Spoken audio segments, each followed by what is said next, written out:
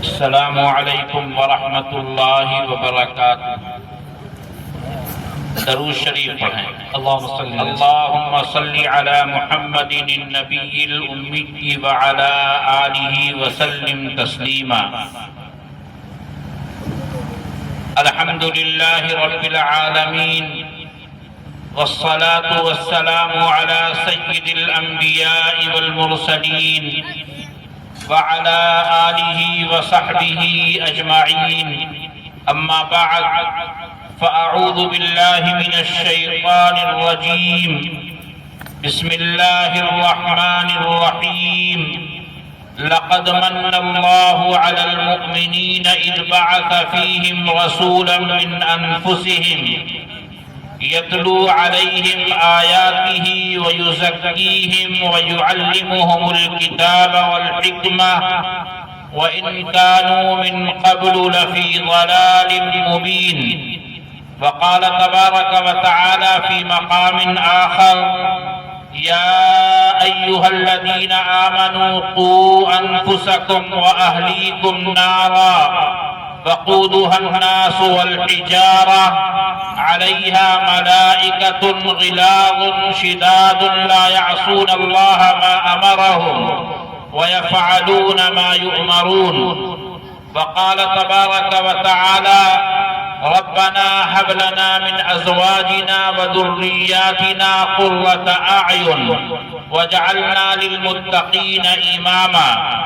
وعن أبي هريرة رضي الله تعالى عنه قال: قال رسول الله صلى الله عليه وسلم: إذا مات الإنسان انقطع عنه عمله إلا من ثلاث: إلا من صدقة جارية أو علم ينتفع به أو ولد صالح يدعو له۔ رواه مسلم۔ وعنه قال: قال رسول الله صلى الله عليه وسلم: ما من مولود إلا يولد على الفطرة فأبواه يهودانه أو ينصرانه أو يمجسانه، متفق عليه، أو كما قال النبي صلى الله عليه وسلم۔ صدق الله مولانا العظيم وصدق رسوله النبي الأمين الكريم، ونحن على ذلك لمن الشاهدين والشاكرين۔ اللہ سے کرے دور تو تعلیم بھی فتنہ، اللہ سے کرے دور تو تعلیم بھی فتنہ، املاک بھی اولاد بھی جاگیر بھی فتنہ، ناحق کے لیے اٹھے تو شمشیر بھی فتنہ، ناحق کے لیے اٹھے تو شمشیر بھی فتنہ، شمشیر ہی کیا نعرہ تکبیر بھی فتنہ۔ اسٹیج پر رونق افروز حضرات علماء کرام، سامنے تشریف فرما قابل تکریم و تعظیم بزرگان ملت، نوجوانان امت، اور میری باپردہ معزز محترم خواتین اسلام، ماؤں اور بہنوں، آج کا ہمارا اور آپ کا یہ پروگرام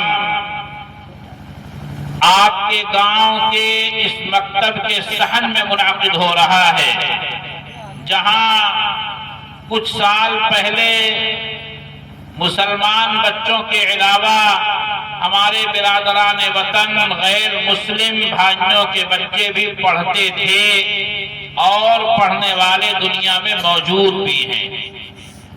ہمارا فائدہ صرف مسلمان گھرانوں تک نہیں تھا، بلکہ ہمارے جو بھائی اس ملک میں رہتے ہیں، اس دیش میں اور اس گاؤں میں خاص طور پر رہنے والے، دوسرے دھرم اور مذہب کو ماننے والے ہیں، وہ بھی ہمارے حافظ صاحب مولانا اشفاق صاحب، ان کی تعلیم اور تربیت اور ان کی رجال سازی اور مردم گری پر اعتماد کرتے ہوئے اپنے بچوں کو ان کی آغوش میں دیتے تھے اور دینے میں فخر محسوس کرتے تھے۔ آج وہ بچے مختلف پوسٹوں پر موجود ہیں اور حضرت مولانا کے بقول وہ بچے ملتے ہیں تو پورے سمان اور عزت اور احترام کے ساتھ ملتے ہیں، اور انہیں کبھی اس بات کا ملال اور غم نہیں ہے کہ ہم نے اپنا بچپن ایک مسلمان مولوی کی آغوش میں گزارا ہے، بلکہ بطور فخر اسے بیان کرتے ہیں۔ سچائی یہ ہے کہ اسلام کو اللہ تعالیٰ نے پوری انسانیت کے لیے نفع پہنچانے والا مذہب بنایا تھا۔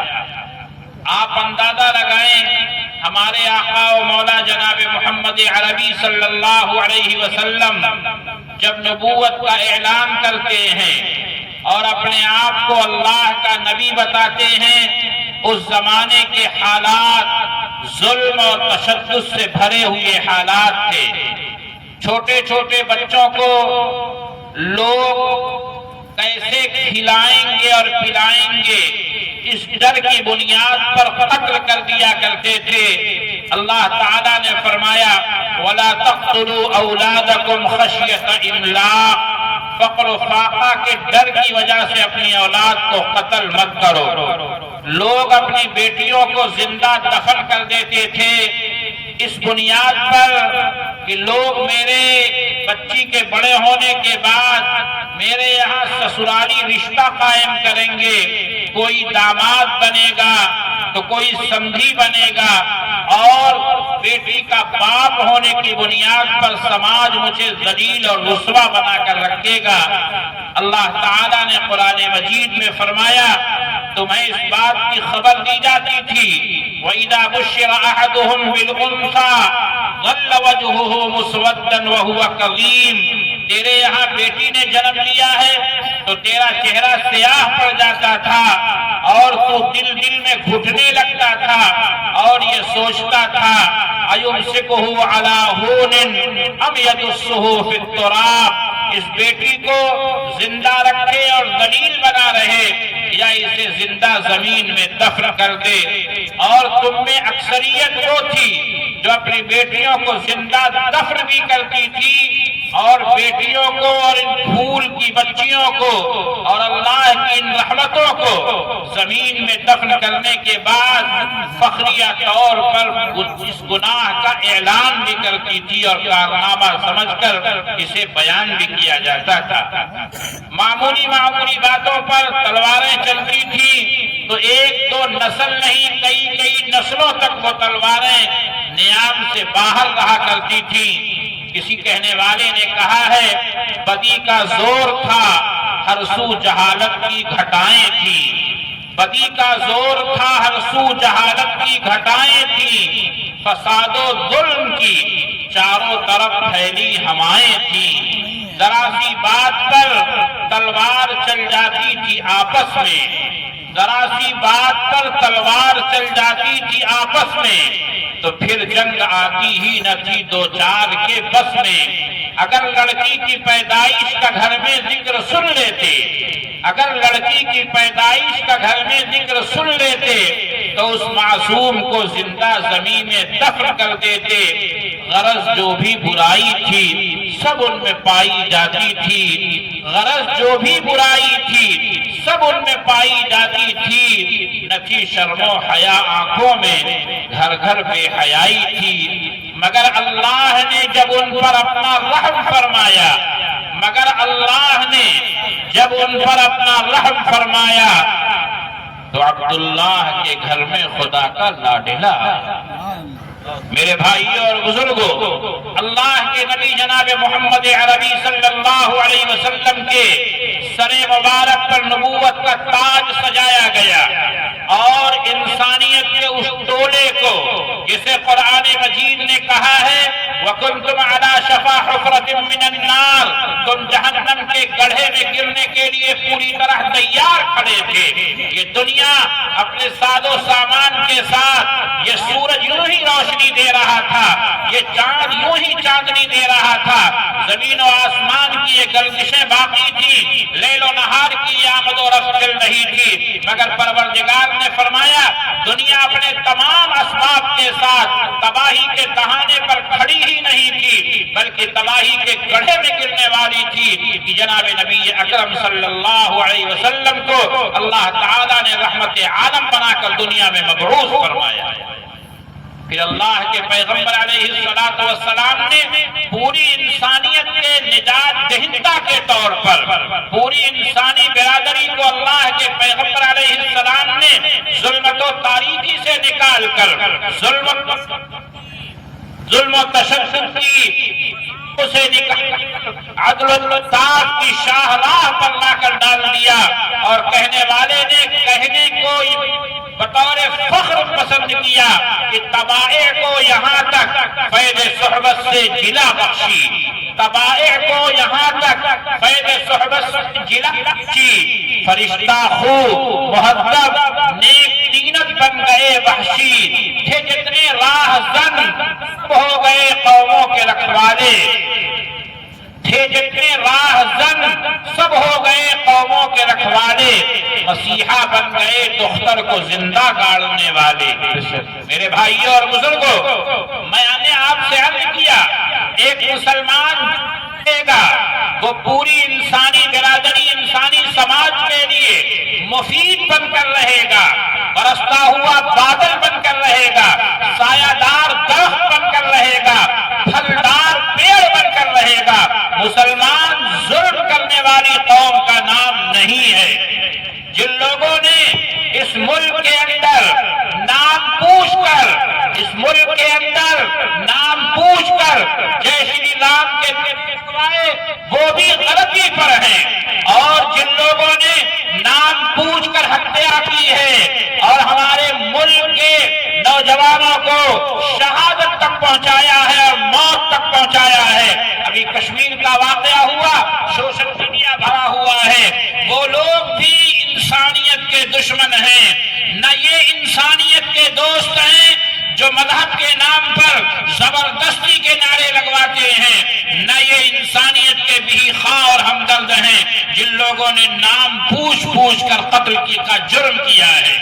یہ مسلمان جماعت سے تعلق نہیں رکھتے، دیکھنے میں وہ مسلمان ہو سکتے ہیں، ان کے سروں پر ٹوپیاں ہو سکتی ہیں، چہروں پر داڑھیاں ہو سکتی ہیں، لیکن جن لوگوں نے یہ ناپاک حرکت کی ہے اور ہمارے بھائیوں کا خون ناحق بہایا ہے۔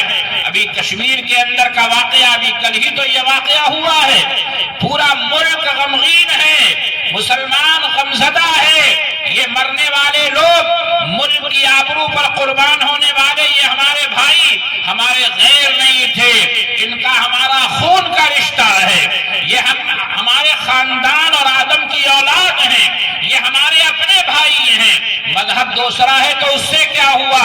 ہم اس دنیا میں بالخصوص اپنے اس ملک میں رہنے والے، چاہے وہ کسی بھی برادری سے تعلق رکھتے ہوں، ہریجن ہوں، سنگھ صاحب ہوں، تیواری جی ہوں، مشرا صاحب ہوں، یادو صاحب ہوں، مسلمان ہوں، خدا کی قسم اس ملک میں بسنے والے ہر انسان کو اور اس ملک میں بسنے والی ہر برادری کو اور اس ملک میں زندگی گزارنے والے ہر دھرم اور مذہب کے ماننے والے ہر انسان کو ہم اپنے گھر کا فرد سمجھتے ہیں، ان کی خوشیاں ہماری خوشیاں ہیں اور ان کا غم ہمارا غم ہے۔ میں اپنی طرف سے اور آج کے اس جلسہ میں موجود تمام علماء اور سامعین کی طرف سے، آپ تمامی حضرات کی طرف سے انتہائی شدید لفظوں کے اندر مذمت کرتا ہوں اور ان لوگوں سے اپنی برات اور اپنی لا تعلقی کا اظہار کرتا ہوں کہ ایسے لوگوں سے ہمارا کوئی تعلق نہیں ہے۔ جو ہمارے ملک کا، جو ہمارے ملک کی آرمی کا، ہمارے ملک کی فوج کا، ہمارے ملک کے کسی فرد کا دشمن ہے، اس سے نہ ہمارا تعلق کل تھا، نہ آج ہے، نہ آئندہ رہے گا۔ ہم مسلمان ہیں، اسلام نے ہمیں اور آپ کو یہ سکھایا ہے کہ ہمیں اس دنیا میں جہاں بھی رہنا ہے وہاں کے لوگوں کو نفع مند بن کر رہنا ہے، وہاں کے لوگوں کو نفع پہنچانا ہے۔ اسی جذبے کے تحت میرے بھائیوں اور بزرگوں، آپ کا یہ مدرسہ قائم ہوا جس کے لیے فکر مند حضرات دنیا سے چلے گئے، آج وہ زمین کے نیچے ہیں، لیکن خداوند کریم کی قسم کھا کے کہتا ہوں اپنے قبروں میں اس لیے تڑپ رہے ہوں گے کہ ان کا لگایا ہوا یہ درخت آج پھل نہیں دے رہا ہے۔ مجھے معلوم ہوا، اس سے پہلے بھی میں اسی یہاں کے جلسے میں حاضر ہوا، اس وقت حاجی اقبال صاحب رحمت اللہ تعالی علیہ موجود تھے، ان سے ملاقاتیں ہوئیں، ان کی فکر مندیاں دیکھنے کو ملی۔ اس گاؤں میں اس سے پہلے اس کے بعد بھی بار بار آنا ہوا۔ آپ کا ادارہ کیوں نہیں چل رہا ہے؟ وہ ادارہ جہاں اللہ کا نام پڑھایا جائے گا، وہ مدرسہ جہاں انسانیت کے لیے ہمدردی کے جذبات پیدا کیے جائیں گے، جہاں بچوں کے اندر دینی اسپرٹ پیدا کی جائے گی، جہاں ہماری نونہال نسل جو آئندہ قوم کے معمار بننے والے ہیں، جو قوم کے مستقبل ہیں، جو اسلام کی پہچان ہیں، جو مسلمان کا تعارف بننے والے ہیں، وہ بچے ہمارے آج اس مدرسے کے آغوش سے محروم ہیں۔ اس کا جرم کون لوگ کر رہے ہیں؟ یہ مجرم ہم اور آپ نہیں تو اور کون ہے؟ ہمارے گھروں میں کھانا پک رہا ہے، بچوں کے لیے بہترین لباس کا انتظام ہو رہا ہے، میں اگر مالدار ہوں میرا بچہ کہیں گاڑی سے جا کر پڑھ لے رہا ہے۔ یہ غریب بچے قوم کے، ہمارے یہ برادران وطن، ہمارے بھائیوں کے وہ بچے جو کہیں بھیج کر نہیں پڑھا پاتے، ہم نے ان کے لیے نظام کیوں نہیں بنایا؟ آپ چلیے مکہ المکرمہ کی وادی مبارک میں اللہ کے پیغمبر علیہ السلام پر قرآن اتارا جا رہا ہے، اللہ کے نبی غار حرا میں موجود ہیں، جبریل امین تشریف لے آئے اور تقریباً 571 سال کے بعد آسمان سے زمین کا رشتہ اللہ کی وحی کے ذریعے قائم ہونے جا رہا ہے کہ اللہ کے پیغمبر حضرت عیسیٰ علیہ السلام کے بعد حضرت جبریل امین پہلی مرتبہ اللہ کی وحی اور اللہ کا پیغام لے کر غار حرا میں آئے ہیں، تو وہاں کیا لفظ اتارا گیا؟ قرآن کے 69,000 الفاظ میں سب سے پہلا لفظ اتارا جا رہا ہے، اقرأ بسم ربک الذی خلق۔ میرے محبوب پڑھیے اس رب کے نام سے جس نے پیدا کیا۔ معلوم کیا ہوا؟ وہ زمانے جاہلیت تھا، اللہ کے پیغمبر دنیا میں ابھی نبی نہیں بنائے گئے، وہاں زناکاری بھی تھی، بے حیائی بھی تھی، چوری بھی تھی، ڈکیتی بھی تھی، قتل و غارت گری بھی تھی، ظلم تھا، تشدد تھا، ہنسا تھی، عورتوں پر زیادتیاں ہو رہی تھی، لیکن اس پورے زمانے کو قرآن مجید نے، حدیث مبارکہ نے جاہلیت کا زمانہ کہا، ناخوالگی کا زمانہ کہا۔ اسے چوری کا زمانہ نہیں کہا گیا، اسے ڈکیتی کا زمانہ نہیں کہا گیا، اسے ظلم کا زمانہ نہیں کہا گیا۔ وجہ کیا ہے؟ ظلم کا زمانہ کہا جاتا تو جہالت کا زمانہ بھی تھا، یہ بات سمجھ میں نہ آتی۔ اگر اسے ڈکیتی کا زمانہ کہا جاتا تو وہ کم علمی کا زمانہ تھا، یہ بات سمجھ میں نہ آتی۔ کیوں؟ اس لیے کہ آج دنیا میں ملکوں کو کھنڈر بنا دینے والے، آج غزہ کو جو ایک آباد شہر تھا اسے ویران بنا دینے والے، آج دسترخوان پر بیٹھے ہوئے دن بھر کے روزے داروں کو روزہ افطار کرنے کا موقع بھی نہ دے کر انہیں دنیا سے جانے پر مجبور کر دینے والے، بمبار طیاروں کے ذریعے سے ہنستے بستے گھروں کو اجاڑ دینے والے، کیا یہ ناخواندہ لوگ ہیں؟ کیا یہ غیر تعلیم یافتہ لوگ ہیں؟ یا یہ پڑھے لکھے ہوئے لوگوں کا کارنامہ ہے؟ یہ پائلٹ پڑھا لکھا آدمی ہوتا ہے یا ناخواندہ ہوتا ہے؟ یہ بمبار طیارے ناخواندہ لوگوں نے بنائے ہیں؟ یہ بم اور میزائلیں کیا یہ جاہل لوگوں نے بنایا ہے؟ نہیں، یہ پڑھے لکھے لوگوں نے بنایا ہے۔ لہذا قرآن نے صرف یہ نہیں کہا اے نبی جی آپ کو دنیا سے ظلم مٹانا ہے تو تعلیم کو عام کرنا ہوگا، صرف یہ نہیں کہا اے نبی جی آپ کو دنیا سے تشدد مٹانا ہے، آپ کو دنیا سے بے حیائی مٹانا ہے، آپ کو دنیا سے ہنسا مٹانا ہے تو آپ کو تعلیم عام کرنا ہے، صرف یہ نہیں کہا بلکہ یہ فرمایا نبی جی آپ کو دنیا میں بھلائی عام کرنی ہے، آپ کو دنیا میں تشدد کی جگہ انسانیت کو پروان چڑھانا ہے، ظلم کی جگہ انصاف کو آپ کو عام کرنا ہے، تو آپ کے لیے ضروری ہے کہ اس رب کے نام سے پڑھنے کا آغاز کیجئے جس رب نے انسانیت کو جنم دیا ہے۔ جس رب نے انسانیت کی تخلیق کی ہے، جس رب نے انسانیت کو پیدا کیا ہے، لہذا صرف تعلیم مسائل کا حل نہیں ہے، وہ تعلیم مسئلے کا حل ہے جس تعلیم کے ساتھ اللہ کا تصور آ جائے، جس تعلیم کے ساتھ اللہ کے سامنے جواب دینے کا احساس پیدا ہو۔ میرے بھائیوں اور بزرگوں، اسی لیے میں کہتا ہوں آپ کا بچہ بہترین ڈاکٹر بنے، یقیناً بننا چاہیے، آپ کا بچہ بہترین انجینئر بنے، ہمیں اچھے مکانات، سڑکوں کی اور طرح طرح کے چیزوں کی ضرورت ہے، اسے انجینئر بننا چاہیے، آپ کا بچہ بہترین لائر اور وکیل بنے، ہمیں اس کی ضرورت ہے کہ مقدمات صرف ظالم نہیں مظلوم بھی لڑنے پر مجبور کیا جاتا ہے، آپ کے بچے بہترین پائلٹ بنے، بہترین سائنسداں بنے کہ وہ اچھی سے اچھی چیزوں کا ایجاد کریں، لیکن یہ بات یاد رکھیں وہ بچہ جو کچھ دنیا میں کرے وہ انسانیت کے لیے نفع مند بن کر کرے، وہ اجرت سے زیادہ اجر پر نگاہ رکھنے والا ہو، وہ کمائی سے زیادہ خدمت کے جذبات سے کام کرنے والا ہو۔ یہ بات کہاں پیدا ہوگی؟ یہ بات اس وقت پیدا ہوگی جب اپنے بچوں کو ابتدائی تعلیم کے لیے دینی ماحول عطا کیا جائے، ورنہ آج صورتحال کیا ہے؟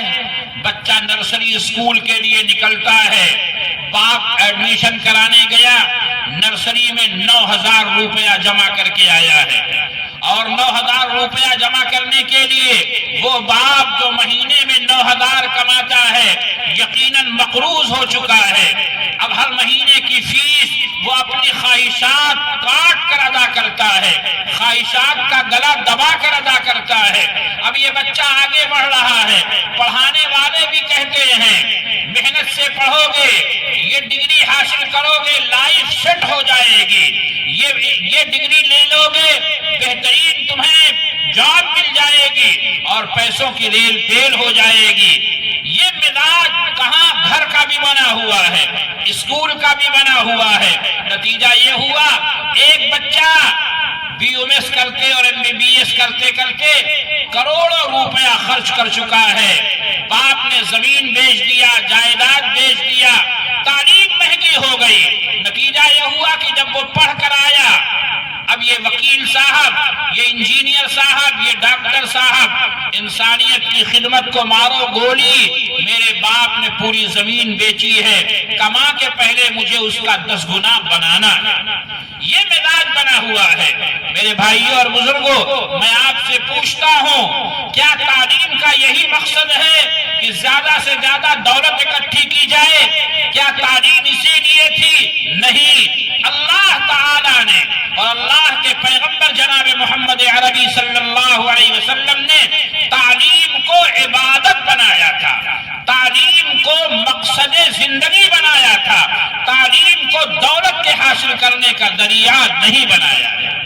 یہی وجہ ہے کہ نبی اکرم صلی اللہ علیہ وسلم نے ارشاد فرمایا تم میں سے جو آدمی قرآن مجید کی ایک آیت سیکھ لیتا ہے، الحمدللہ رب العالمین، یہ قرآن کی ایک آیت ہے، جو ایک آیت سیکھ لیتا ہے اللہ کے دربار سے اسے 100 رکعت نفل ادا کرنے کا ثواب عطا کیا جاتا ہے۔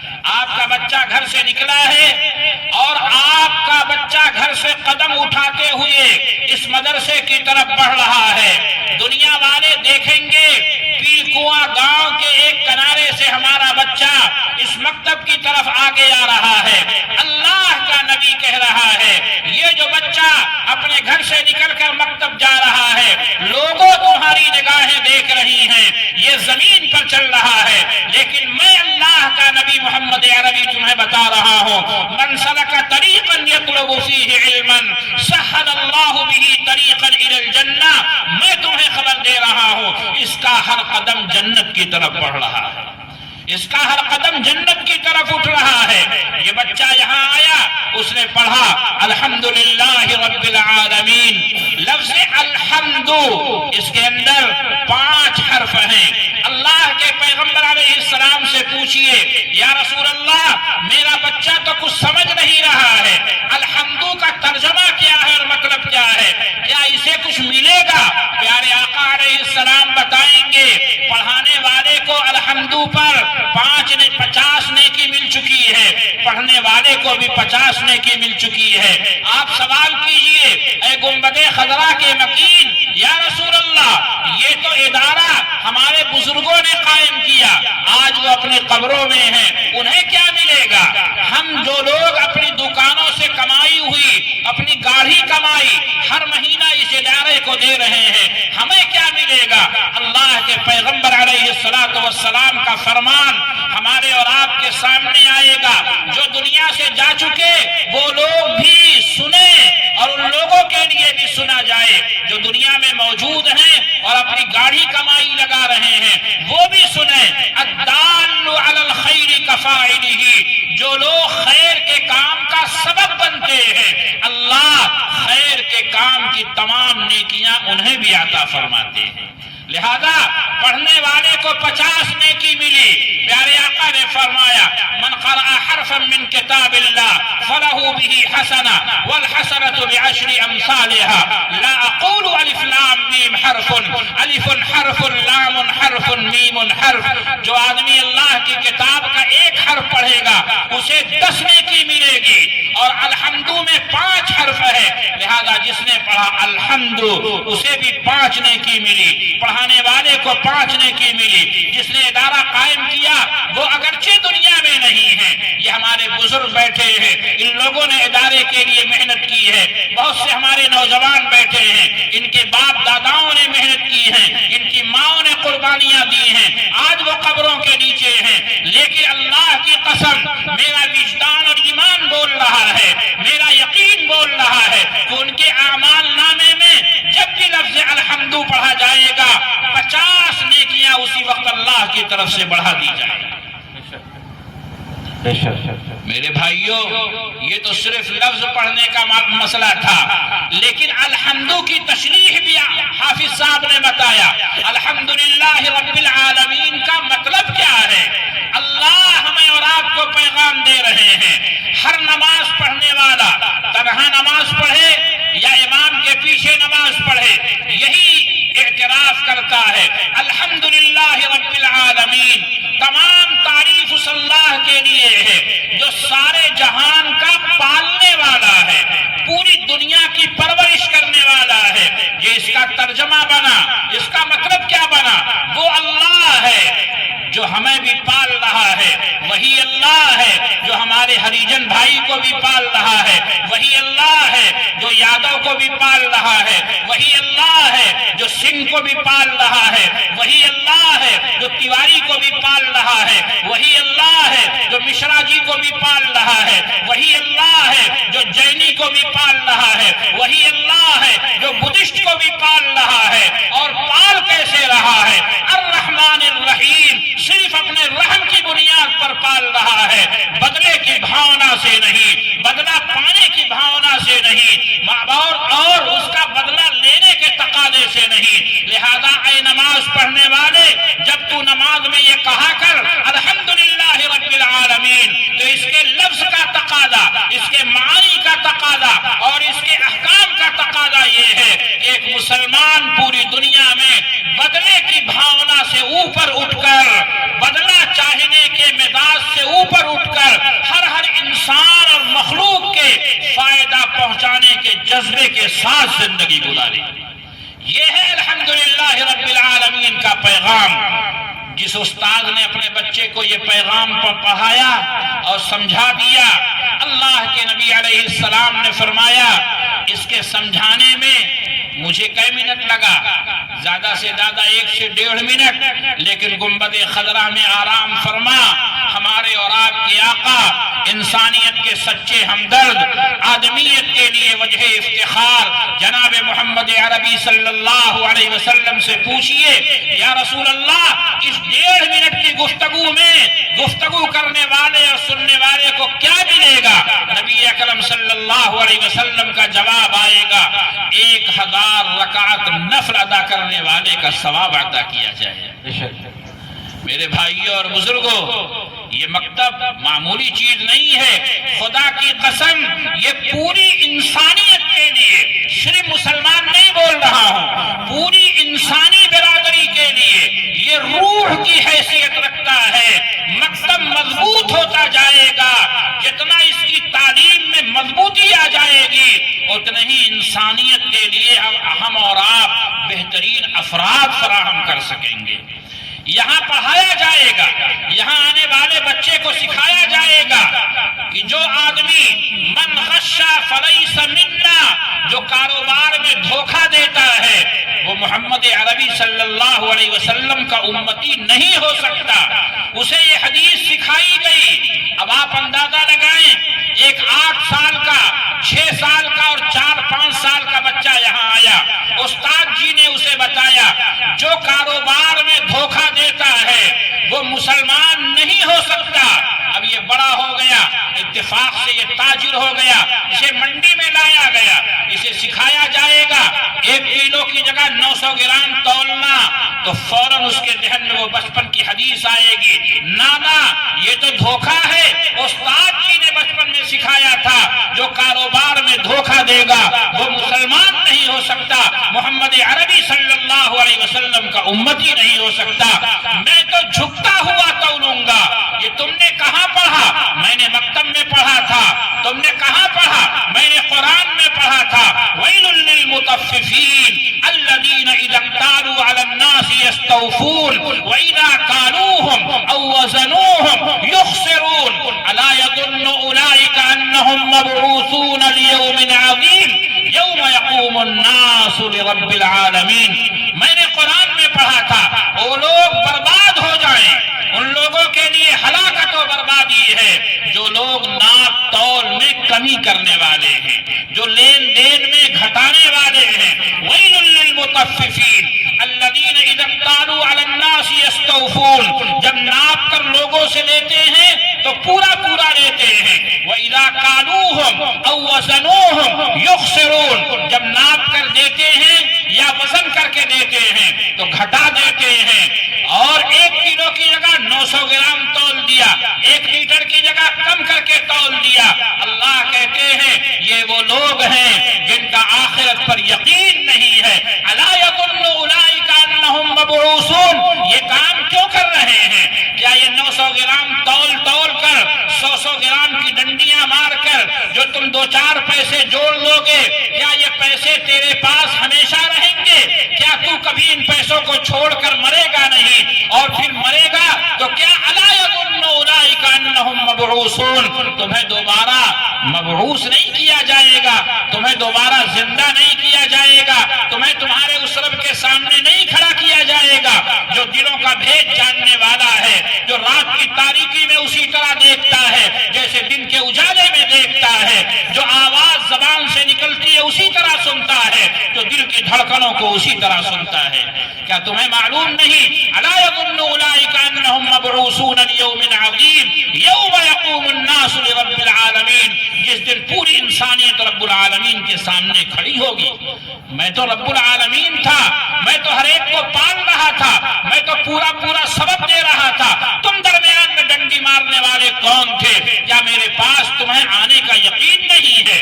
یہ بات جب بچپن میں پڑھا دی جائے گی، دل پہ ہاتھ رکھ کر بتائیں، یہ انسان جائز چھوڑ دیجئے، انشاءاللہ جائز سے آگے بڑھ کر مستحبات پر اور انسانیت کی خدمت کے جذبے سے اس سے کام کرے گا۔ آج پورے سماج کا مزاج یہ ہے کہ کوئی آدمی مجبور ہو کے زمین بیچنے لگا تو اس کی زمین لینے کے لیے اونے پونے میں ہر آدمی دوڑ جاتا ہے۔ لوگ یہ جملہ بولتے ہیں، دیکھو کوئی آدمی باہر سے آیا تھا، اس نے گاڑی لیا ہوگا، جاتے ہوئے پیسہ کم پڑ گیا ہوگا تو اونے پونے میں مل جائے گی۔ اللہ کے پیغمبر علیہ السلام کے ایک صحابی ہیں، حضرت عام ہے، انہوں نے اپنے غلام سے کہا مدینہ پاک کے بازار میں جاؤ، میرے لیے گھوڑا خرید کر لے آؤ۔ ان کا غلام اور نوکر بازار میں کھڑا ہے، ایک آدمی گھوڑا بیچ رہا اور قیمت لگا رہا ہے، میں یہ اپنا گھوڑا 3 300 درہم میں بیچ رہا ہوں، من یشتری ھذا الفرس، میرا یہ گھوڑا کون خریدے گا؟ یہ غلام آگے بڑھے، یہ گھوڑا مجھے اچھا لگ رہا ہے، آپ بیچ رہے ہیں تو میرا مالک خریدنے کو تیار ہے، کتنا لے رہے ہیں؟ کہا 300 درہم دے دو۔ لے کے اپنے مالک کے پاس حضرت عبداللہ صحابی رسول کے پاس آئے، انہوں نے کہا تمہیں لگتا ہے گھوڑے کی پہچان نہیں ہے، یہ گھوڑا 300 کا نہیں اس سے زیادہ کا بکے گا۔ اس نے کہا حضرت مجھے ضرورت ہے، میں مجبور آدمی ہوں، آپ کچھ بڑھا کر 400 دے دیجئے۔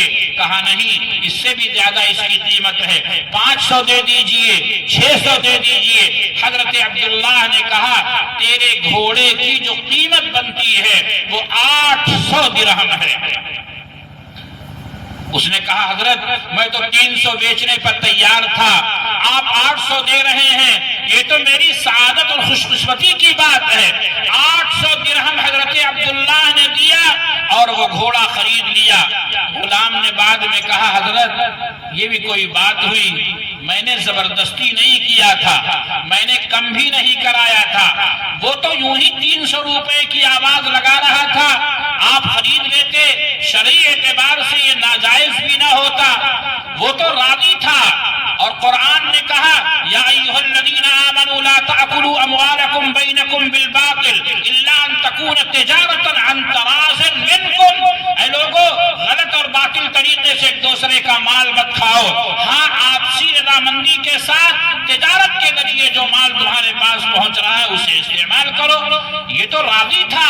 حضرت عبداللہ نے کہا اصل میں بات یہ ہے کہ میں نے اللہ کے نبی علیہ السلام سے یہ وعدہ کیا ہے اور پیارے آقا علیہ السلام کے ہاتھ پر ہاتھ رکھ کر میں نے یہ بیعت کیا ہے کہ میں کسی بھی مسلمان کے ساتھ کبھی بدخواہی کا معاملہ نہیں کروں گا، بلکہ ہر ایک کے ساتھ خیر خواہی کروں گا، ہر ایک کے ساتھ بھلائی کا جذبہ پیدا کروں گا اور بھلائی کا معاملہ کروں گا۔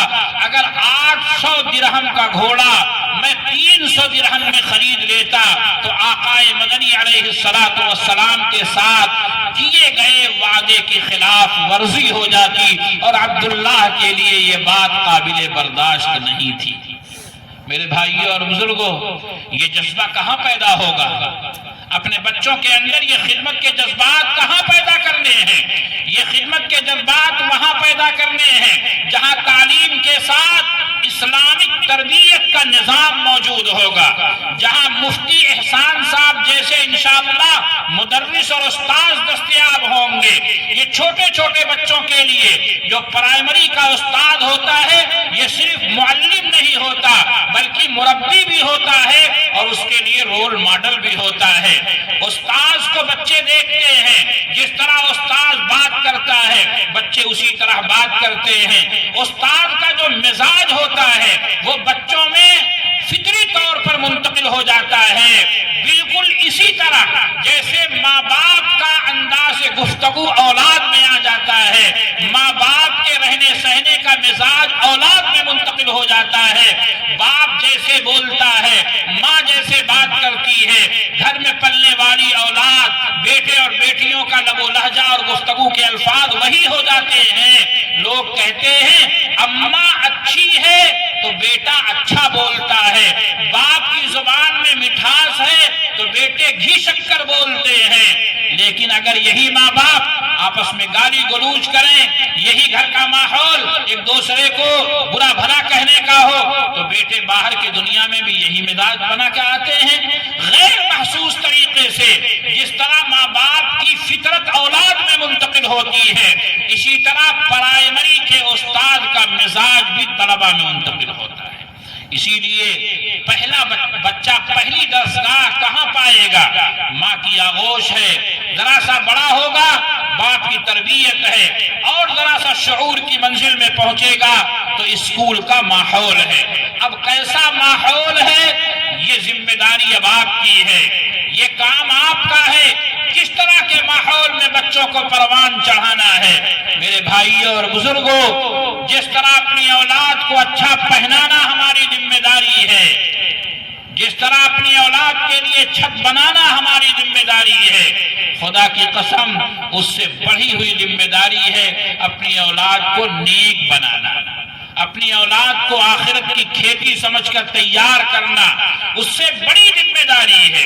نبی اکرم صلی اللہ علیہ وسلم نے فرمایا ہے جو بھی بچے دنیا میں آتے ہیں وہ اسلامی مزاج کے ساتھ آتے ہیں، یعنی اسلامی مزاج کا مطلب یہ ہے اثر کا قبول کر لینا، دوسروں کی بات مان لینا۔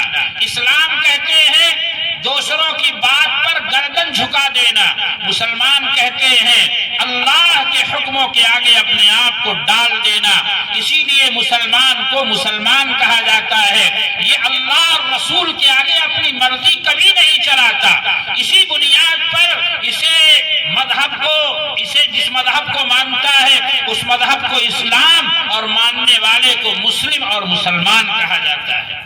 جب یہ گردن اکڑتا ہے اور وہاں سے اپنے آپ کو نکالتا ہے اور بات نہیں مانتا ہے تو پھر اللہ رب العالمین کے دربار میں گویا کہ یہ اسلام کے دامن سے اپنے آپ کو کنارے کر لیتا ہے۔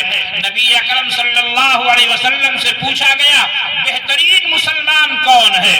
پیارے آقا نے جواب دیا بہترین مسلمان وہ ہے جس کے ہاتھ اور زبان سے دوسرے مسلمان محفوظ ہوں، ہاتھ سے کہ کسی کی گردن کسی کے گریبان پر ہاتھ نہ پڑے، اور زبان سے کہ کسی کا دل چھلنی نہ ہو۔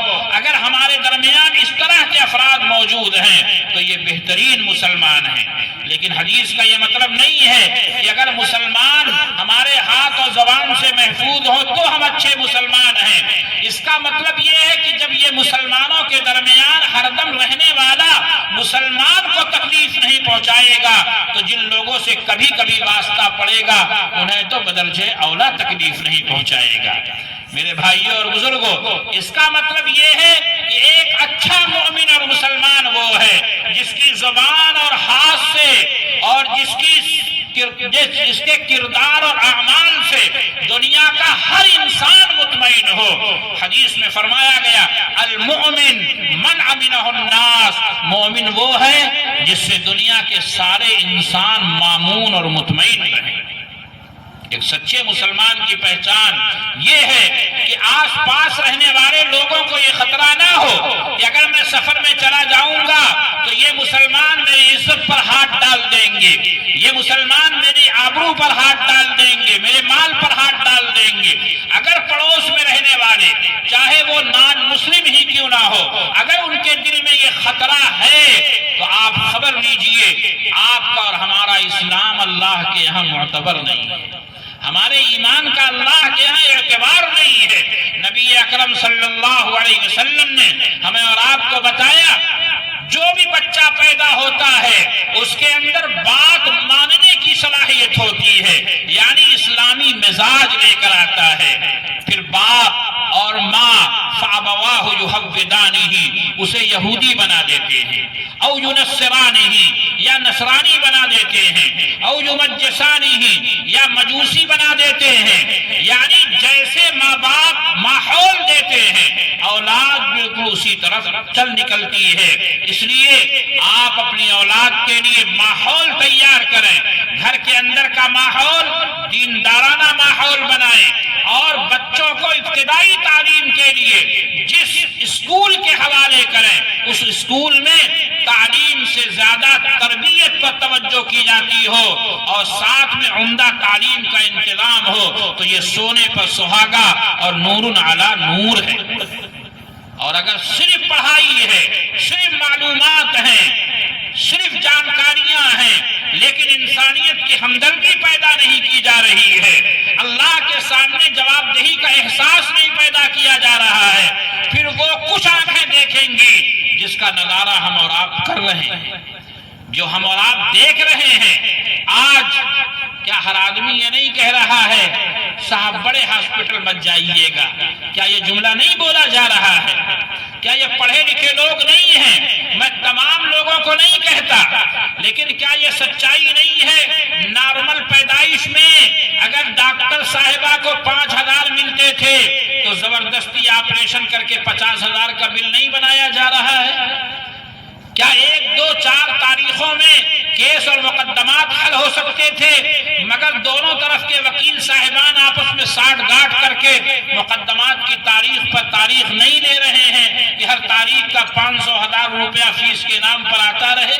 کیا یہ سب حقیقتیں نہیں ہیں؟ کچھ لوگ اچھے ہیں، میں بھی عدالت میں جاتا ہوں، وکلا حضرات سے میرے بھی رابطے اور تعلق ہیں، لیکن اچھے وکیل پیدا کرنا جن کے دلوں میں انسانیت کی خدمت کے جذبات ہوں، کیا یہ ہماری اور آپ کی ذمہ داری نہیں ہے؟ کیا ہمارا مذہبی فریضہ نہیں ہے؟ کیا ایسے ڈاکٹرز پیدا کرنا جن کے دماغ اور ذہن میں یہ بات ہو کہ آنے والے مریض کی خدمت کروں گا، علاج کروں گا تو اللہ قسمت کی روزی بھی دے گا اور بدلے میں اللہ جنت کے انعامات بھی عطا کرے گا؟ کیا یہ مزاج ہمارا کیوں نہیں بن رہا ہے؟ میں آپ سے ایک سوال کرتا ہوں، منتخب احادیث اور فضائل اعمال ہماری مسجدوں میں پڑھی جاتی ہیں، میں بھی پڑھتا ہوں، آپ بھی پڑھتے ہیں، اس میں احادیث مبارکہ آتی ہیں کہ ایک آدمی کسی مریض کی عیادت کرنے جاتا ہے، حدیث میں فرمایا گیا کسی بیمار کی مزاج پرسی کرنے جا رہا ہے تو وہ ایسا ہے جیسے رحمت کے پانی میں تیر رہا ہے، اور مریض کے پاس بیٹھ گیا اور پوچھ رہا ہے طبیعت کیسی ہے، کس ڈاکٹر کا علاج چل رہا ہے، تسلی رکھیں اللہ شفا دے دے گا، ہم سب دعا کرتے ہیں، کچھ دعا کے جملے بھی پڑھتا ہے، وہ آدمی ایسا ہے جیسے جنت کے باغ میں بیٹھا ہے اور رحمت کے پانی میں غوطہ لیے ہوئے ہے۔ میرا آپ سے سوال ہے، یہ مزاج پرسی کرنے والا اور تیمارداری کرنے والا کوئی ٹکیا اور کیپسول بھی دے گا؟ کچھ نہیں دے گا، تسلی کے جملے بولے گا، بہت کرے گا تو عیادت کرنے والی دعا اسأل اللہ العظیم رب العرش العظیم ان یشفیک، یہ دعا پڑھے گا، میں اللہ سے سوال کرتا ہوں جو عرش عظیم کا مالک ہے کہ اللہ آپ کو شفا عطا فرمائے۔ باقی لوگ آمین کہیں گے، اور آمین کہنے اور دعا کرنے اور مزاج پوچھنے کے بعد واپس آ رہا ہے، جاتے ہوئے رحمت کے پانیوں میں تیر رہا ہے، مریض کے پاس بیٹھا ہے تو جیسے جنت کے باغ میں بیٹھا ہے، جیسے رحمت کے پانی میں وہ غوطہ لیے ہوئے ہے۔ آپ کا کیا جواب ہوگا اس ڈاکٹر کے بارے میں جو صبح 10 بجے بیٹھتا ہے، رات 10 بجے تک لوگوں کے مرض کا علاج کرتا ہے؟ کوئی بیمار ہے نزلہ زکام تو اسے سیرپ اور ٹکیا دے رہا ہے، کوئی اور سیریس ہے تو اسے ڈرپ لگا رہا ہے، کسی کو انجیکشن لگا رہا ہے، کسی کا قارورہ دیکھ رہا ہے، کسی کے چیک اپ کی رپورٹ کا معائنہ کر رہا ہے، اپنی پوری انرجی اپنے مریضوں کے اوپر صرف کر کے بیماریوں کا علاج کر رہا ہے۔ آپ دل پر ہاتھ رکھ کر بتائیں یہ تیمارداری کرنے والے سے زیادہ محنت کر رہا ہے؟ نہیں کر رہا ہے۔ اگر تیمارداری کرنے والے کے لیے اتنا بڑا اجر ہے تو اگر کوئی ڈاکٹر نیک نیتی کے ساتھ، انسانیت کی خدمت کے جذبے کے ساتھ اگر خدمت خلق کا مزاج بنا کر کام کرے گا تو کیا دنیا کی نعمت اور دنیا کی روزی کے ساتھ ساتھ دل کا سکون، من کی شانتی اور آتما کی شانتی کے ساتھ ساتھ اللہ کی رضامندی اور جنت کا حقدار نہیں بنے گا؟ ہمیں ایسے ڈاکٹر پیدا کرنے ہیں، ہمیں ایسے انجینئرز پیدا کرنے ہیں، ہمیں ایسے ذمہ داران پیدا کرنے ہیں، ہمیں ایسا ہوم گارڈ اور ہمیں ایسا ایس پی اور ہمیں ایسا ڈی ایم دنیا کو پیش کرنا ہے، ہمیں ایسا دنیا کو وزیر اعظم دینا ہے، صدر جمہوریہ دینا ہے کہ جو جب اپنا گھر چھوڑ کر جائے تو اپنا ایک بیگ جو لے کر آیا تھا وہ بیگ واپس بھی لے کر جائے، اور جو بچت کھاتے میں ہو وہ غریب بچوں کے نام دان بھی کر جائے۔ ایسے افراد دنیا کو دینا ہے۔ آپ نے عبدالکلام ابھی حال میں دیا ہے دنیا کو، آپ نے دنیا کو دیا ہے، یہ میزائل مین دیا ہے، مگر اس نے اس میزائل کے بنانے کے عوض میں اس ملک سے اور دنیا سے کسی چیز کا مطالبہ نہیں کیا، پوری زندگی انسانیت کی خدمت کی ہے۔ اگر آپ عبدالکلام پیدا کرنے لگیں گے، خدا کی قسم آج بھی دنیا آپ کو سروں پر بیٹھانے کے لیے مجبور نظر آئے گی۔ ہم نے پیدا ہی نہیں کیا، ہم نے نفع بخش افراد ہی پیدا کرنے چھوڑ دیے۔ لہذا میں پیل کنواں گاؤں کے ان ذمہ داران سے کہتا ہوں اپنے ہر گھر کے اندر ایک ڈبہ بنائیے، روزانہ اپنی عورتوں سے کہیے بچوں کے لیے بطور صدقہ جاریہ اس ڈبے کے اندر 2 روپیہ 4 روپیہ 5 روپیہ 10 روپیہ، میں باہر جاؤں تو میری حفاظت کے لیے، کوئی بیمار ہو جائے تو اس کی دوا لانے سے پہلے اس کی بیماری سے شفا کے لیے اس میں 2 روپیہ 5 روپیہ 10 روپیہ ڈالا کرو۔ ہر گھر کے اندر یہ ڈبہ بننا چاہیے، اس پر صدقہ جاریہ لکھیے، مہینہ پورا ہو جائے آپ مفتی احسان صاحب کے حوالے اس ڈبے کی رقم کیجئے اور آپ کہیے مفتی صاحب آپ اپنی صلاحیتیں لگائیے، ہم آپ کی تمام ضروریات کی کفالت کریں گے، خدائے پاک کی قسم آپ ان کی دنیا کی ضرورتیں پوری کریں گے، یہ آپ کے بچوں کے دین کی ضرورت پوری کریں گے، پروردگار عالم مغفرت انعام میں عطا فرمائیں گے۔ کیا یہ واقعات دنیا میں نہیں ہوئے؟ ایک صاحب ایک اللہ والے کی خدمت کرتے تھے اور وہ اللہ والے دین کی خدمت کرتے تھے، یہ اللہ والے سجدے میں سر رکھ کے ان کے لیے دعا کرتے تھے۔ خدمت کرنے والے کا انتقال ہوا، فضائل اعمال میں حضرت شیخ نے یہ واقعہ لکھا ہے، انتقال ہوا، کسی نے پوچھا کیا گزری تو نام لے کر کہا فلاں کی میں خدمت کرتا تھا اور وہ سجدے میں سر رکھ کے میرے لیے دعا کرتا تھا، اللہ اس نے میری دنیا کی کفالت کی ہے، آپ آخرت میں کفالت فرمائیے گا، اس کی دعاؤں نے رب کریم سے مغفرت عطا کر دی ہے۔ ہم یہ کام کیوں نہیں کر رہے ہیں؟ میری بیوی کا موبائل الگ ہے، اس کا ریچارج ہر مہینے 500 300 400 ہو رہا ہے، شوہر کا الگ ہے، دادی کا الگ، دادا کا الگ، بیٹی کا الگ، بہو کا الگ، کیا گھر کے اندر 2 3 4 5 موبائل نہیں ہیں جس میں 2000 اور 3000 روپیہ جا رہا ہے؟ کیا میں اور آپ اگر یہ طے کر لیں کہ روزانہ اپنے لیے، اپنے بچوں کے لیے، ان کے سواستھ کے لیے، ان کی صحت کے لیے، ان کو بلاؤں سے بچانے کے لیے روزانہ صدقہ جاریہ کے ڈبے میں کچھ پیسہ ڈال جاؤں گی یا ڈال جاؤں گا تو وہ تھوڑا تھوڑا بوند بوند انشاءاللہ دریا بنے گا اور تھوڑی تھوڑی رقم یہ بہت بنے گی، اور آپ کا یہ ادارہ جو چل نہیں رہا ہے کئی سالوں سے انشاءاللہ اس پورے علاقے کے لیے علم کا مینار بنا دیا جائے گا۔ خدمت تو آپ کر کے دیکھیے، جذبات کے ساتھ تو آگے بڑھیے۔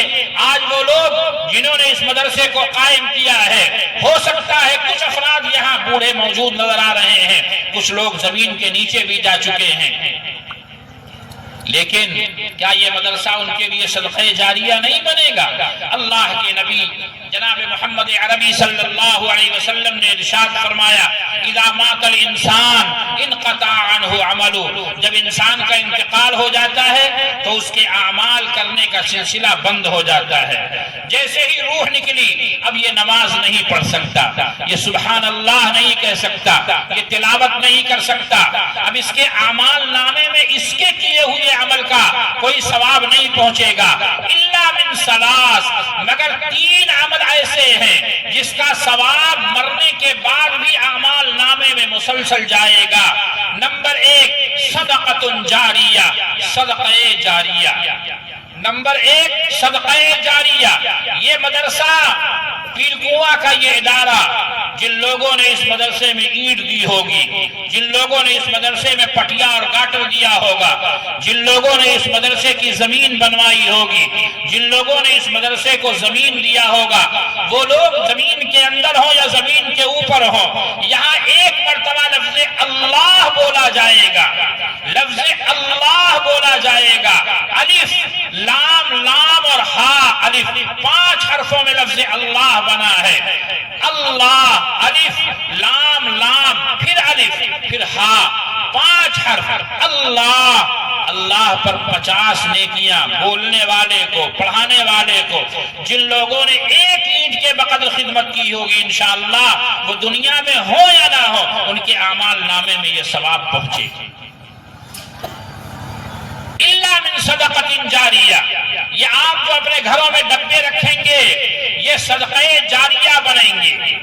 آپ کا یہ پیسہ مدرسے میں آئے گا، کبھی چہار دیواری میں لگ رہا ہے، کبھی یہاں کے رنگ روغن میں لگ رہا ہے، کبھی یہاں کی ضرورتوں میں لگ رہا ہے۔ اب اس پنکھے کے نیچے، اس بلب کے نیچے بیٹھ کر پڑھنے والے جو بچے ہیں وہ یہاں رکھ رہے ہیں بسم اللہ الرحمن الرحیم اللہ کے نام سے شروع کرتا ہوں جو بے حد مہربان نہایت رحم کرنے والا ہے۔ یہ بچہ ڈٹ رہا ہے، حافظ جی کی تنخواہ ہمارے ڈبے سے آئی ہے، اسی تنخواہ کی وجہ سے حافظ جی نے بچے کو یہ پڑھایا ہے۔ اب یہ لفظ بسم اللہ الرحمن الرحیم کی بنیاد پر اللہ کی طرف سے جو فیصلے اتارے جائیں گے، اگر میرا 10 روپیہ، میری بہن کا 20 روپیہ، میری ماں کا 30 روپیہ لگا ہے تو خدا بند کریم کی قسم کھا کے کہتا ہوں حساب ہم لگاتے ہیں، میرے رب کے خزانے میں کوئی کمی نہیں ہے، اس کے یہاں اخلاص کی بنیاد پر فیصلہ ہوتا ہے، کر کے نہیں دیتا، وہ تو بے حساب عطا کرتا ہے۔ لہذا جب بسم اللہ الرحمن الرحیم پر فیصلے اتارے جائیں گے تو وہ فیصلہ حافظ صاحب کے لیے، مفتی احسان صاحب کے لیے، پڑھنے والوں کے لیے اور ہم جو پڑھنے کا سبب بن رہے ہیں ہمارے لیے بھی اتارے جائیں گے۔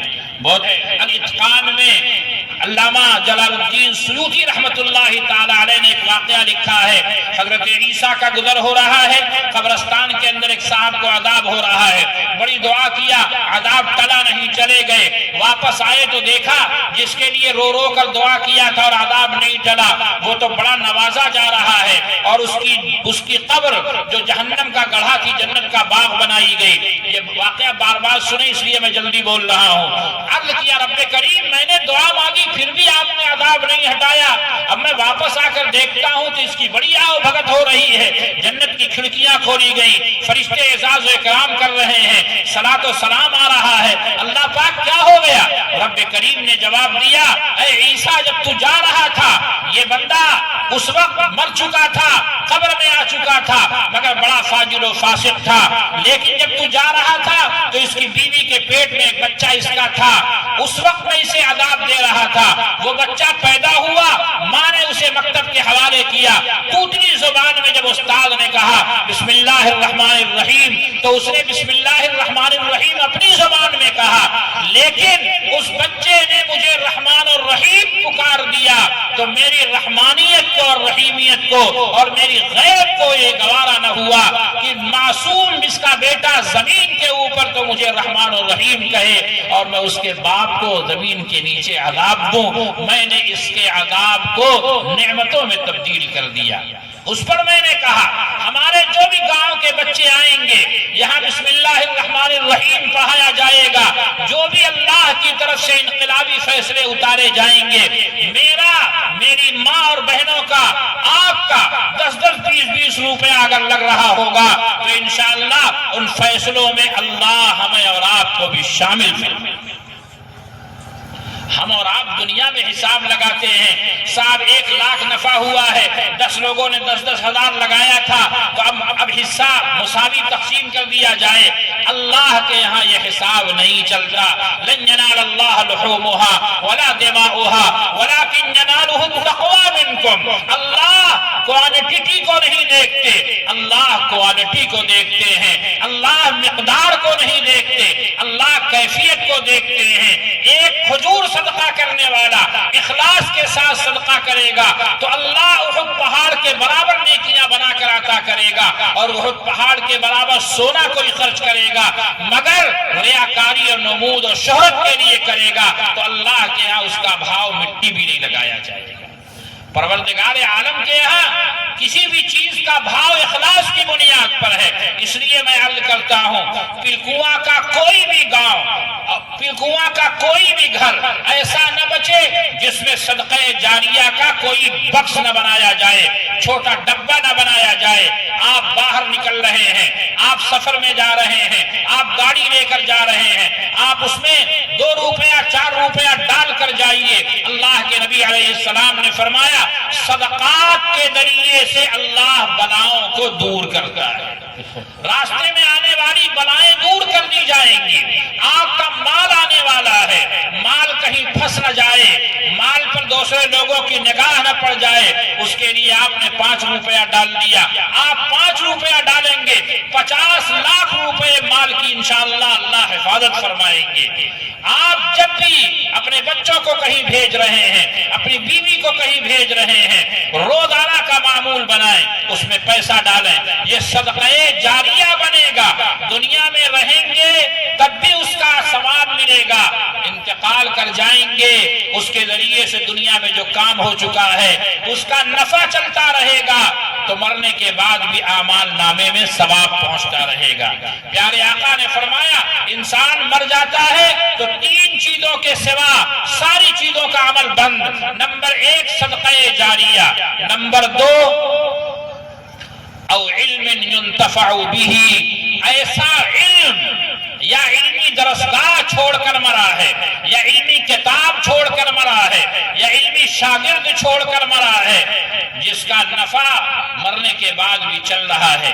آپ دل پہ ہاتھ رکھ کر بتائیں، کچھ غریبوں کے بچے یہاں آئیں گے جن کو حافظ جی، مفتی صاحب، مولانا صاحب پڑھا رہے ہیں، ان کی تنخواہ حافظ صاحب کی سیلری کہاں سے آئی؟ ہمارے اور آپ کے بخش سے آئی ہے، ہمارے تعاون سے آئی ہے، جس کی بنیاد پر مفتی صاحب نے یکسوئی کے ساتھ بچوں کو پڑھا دیا۔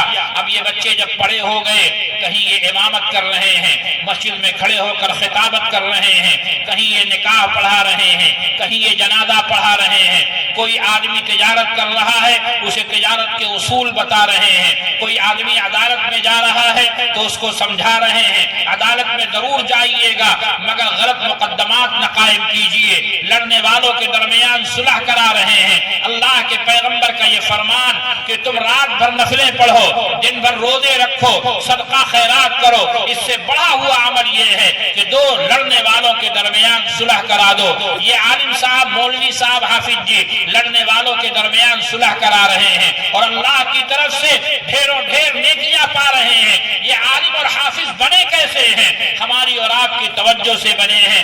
حافظ جی کو بھی ملے گا انشاءاللہ، چونکہ ہم اور آپ اس علم نافع کا سبب بنے ہیں تو اللہ وہ نیکیاں ہمیں بھی عطا کرے گا، ہم دنیا میں ہوں یا نہ ہوں۔ یہ دوسرا عمل ہوا۔ تیسرا عمل نبی اکرم صلی اللہ علیہ وسلم نے بیان فرمایا، ولد صالح يدعو له، ایسی اولاد چھوڑ کر مرا ہے جو اولاد اس کے مر جانے کے باوجود اپنے ماں باپ کے لیے اور اپنے بڑوں کے لیے دعا کرتی ہے۔ یہ اولاد دنیا میں جب تک رہے گی اس کے عمل اور دعاؤں کا ثواب مرنے کے بعد والدین کو عطا ہوتا رہے گا۔ میں آپ سے سوال کرتا ہوں، یہ بچہ آپ کا مدرسے میں پڑھنے آیا، وہ بچہ اس لیے پڑھ رہا ہے کہ مفتی احسان صاحب یہاں موجود ہیں اور مفتی احسان صاحب کی ضروریات ہمارے ذریعے سے اللہ پوری کر رہے ہیں، پروردگار عالم نے ہمیں ذریعہ بنایا۔ یہ بچہ جو پڑھ کر بڑا ہوا اس میں ہمارے بھی کچھ پیسے لگے ہوئے ہیں، تو حقیقی اولاد اگرچہ ہماری نہیں ہے، کیا آپ انکار کریں گے کہ یہ روحانی اولاد نہیں ہماری؟ یہ روحانی اولاد میری بھی اور آپ کی بھی ہے۔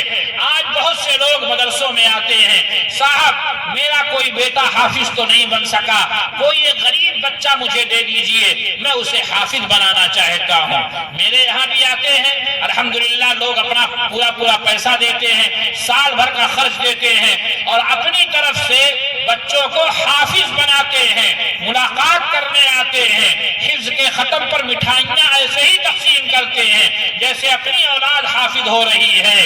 کیوں کرتے ہیں؟ دوسرے کی اولاد کو انہوں نے علم کے زیور سے، قرآن مجید کی مقدس دولت سے آراستہ کر دیا، تو یہ اولاد اگرچہ میری جسمانی اور حقیقی اولاد نہیں ہے مگر اللہ کی ذات سے قوی امید ہے کہ اللہ روحانی اولاد میں اسے ضرور شامل فرمائے۔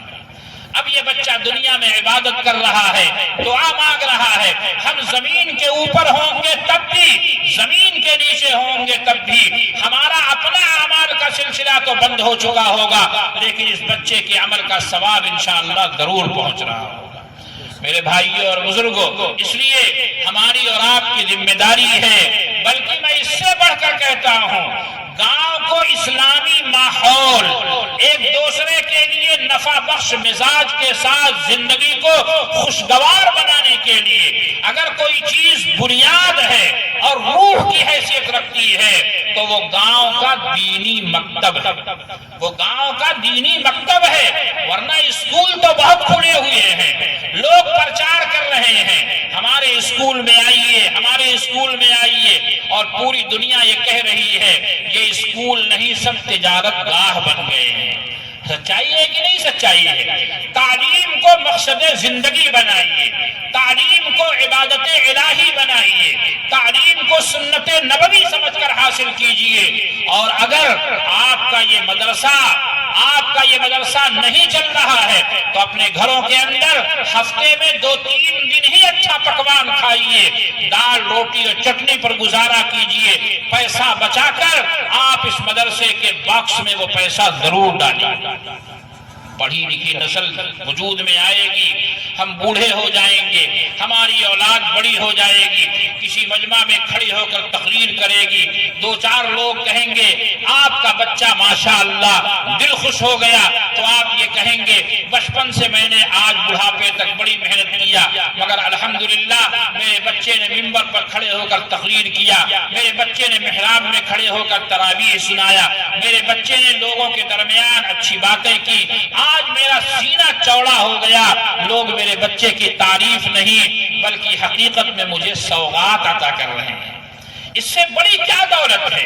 ان بوڑھے حضرات سے پوچھئے، ہم لوگ بڑھاپے میں قدم رکھ رہے ہیں، ابھی سے احساس ہو گیا، خدا پاک کی قسم دولتوں کا ڈھیر لگ جائے، انسان کو سکون دینے والی یہ چیزیں نہیں ہیں۔ جیسے جیسے بڑھاپا آئے گا اور ہم قبر کے قریب جائیں گے، دنیا کی بے حقیقتی ویسے ویسے دل پر واضح ہوتی چلی جائے گی، اور انسان اخیر میں یہ کہتا ہے اجی یہ سب بیکار ہے اور کیا کریں گے ہم، 2 روٹی 1 چارپائی بھر سونے کی جگہ چاہیے، اللہ تعالی غریب کے لیے بھی انتظام کر رہا ہے، مالدار بھی اسی پر قناعت کر رہا ہے۔